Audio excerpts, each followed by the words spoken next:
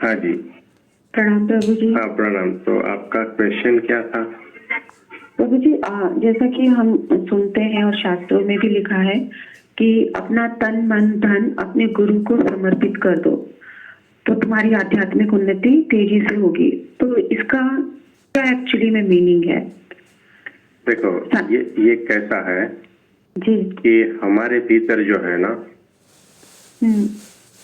Controlling power 3 है।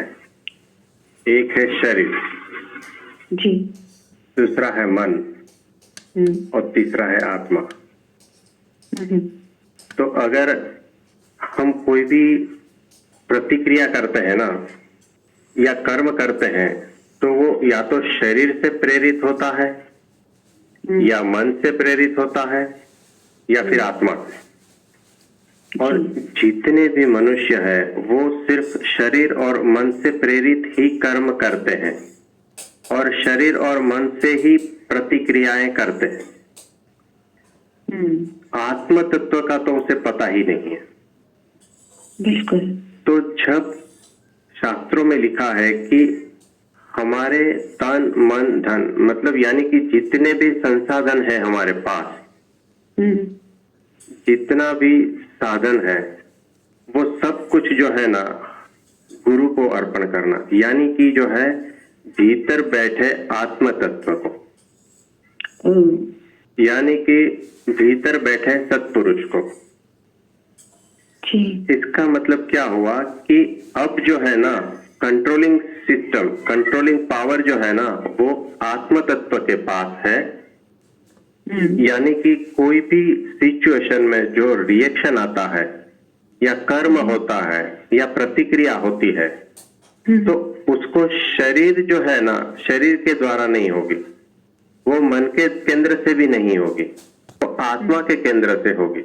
यानी कि जो है ना आत्मा जो बोलेगा वही शरीर करेगा। आत्मा जो बोले, एक मिनट, आत्मा जो बोलेगा वही शरीर करेगा और आत्मा जैसा बोलेगा वैसा ही मन करेगा। यानी कि जो है आत्मा का ही जो दास है, आत्मा का नौकर है ना, वो अब तन और मन हो गया है। तो यानी कि तन और मन अपने भीतर के आत्म तत्व को, अपने गुरु तत्व को समर्पित करना है। जी हाँ जी, बोलिए। तो प्रभु जी, जब गीता में श्री कृष्ण ने कहा है कि मुझे ही अपना सारथी बना लो, हाँ जी, है ना, और दूसरी बात ये कि ये जो कर्तापन का भाव है उसे अपने भीतर से निकाल दो।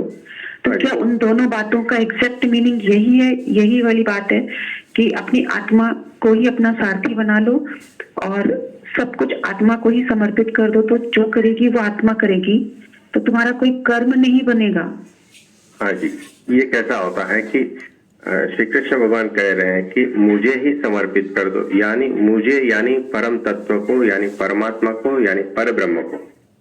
जी।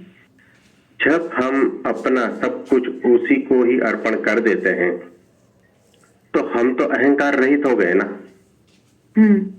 हम है ही नहीं, जो कुछ चलाने वाला है वही चलाएगा। चलाने वाला यानी सारथी, है ना। तो अब जो है ये अस्तित्व, ये परम तत्व, ये पर ब्रह्म तत्व, वो जब चलाएगा तो हम एक कठपुतली जैसे हो जाएंगे। यानी हमारापन जैसा कुछ है ही नहीं। मतलब हमारा ईगो खत्म हो गया है। ये जो मैं कर रहा था ना, वो मैं ही खत्म हो गया है। जब सब कुछ समर्पित ही कर दिया है तो मेरे जैसा कुछ बचा ही नहीं ना, मैं बचा ही नहीं, अहंकार बचा ही नहीं। तो जब कुछ भी नहीं बचता है तो सिर्फ और सिर्फ परब्रह्म तत्व ही बचता है और वही के वही जो है सब कुछ चलायमान रहता है। हम सिर्फ माध्यम हो जाते हैं। फिर हमारे भीतर से जो है, हाँ, हमारे भीतर से जो है परब्रह्म तत्व ही एक करते हैं। हाँ, ठीक उसी तरीके से ना प्रभु जी, जैसे कि कार सोचे कि मैं चल रही हूँ, मैं कर रही हूँ, बट एक्चुअली तो उसे कोई चला रहा है। तो हमें भी सिर्फ वो कार ही बनना है पर ब्रह्म के लिए। हाँ जी, ये एग्जैक्टली वैसा ही होता है।